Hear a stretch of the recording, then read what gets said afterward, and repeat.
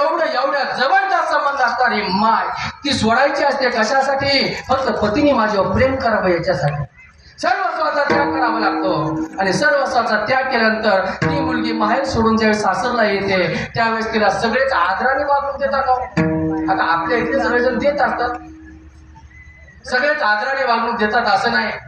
अरे सासर घरी तिला सगळ्यांना आरोग्य आरे करते, पण सासर घरी आल्यानंतर माहेर घरी सगळ्यांना आर करते, पण सासर घरी आल्यानंतर सगळ्यांना आवाजाव करावं लागतं.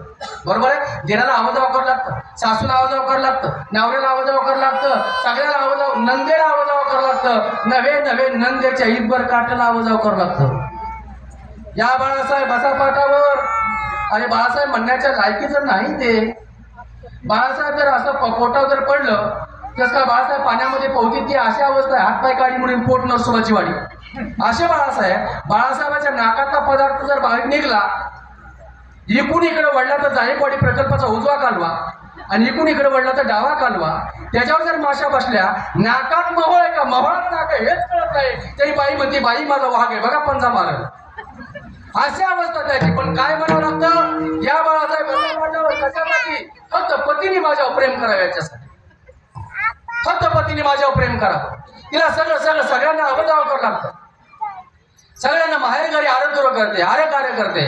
मला वाटतं त्या मुलीला ह्या शरीराचा 7-12 देखील पती राजाच्या नावाने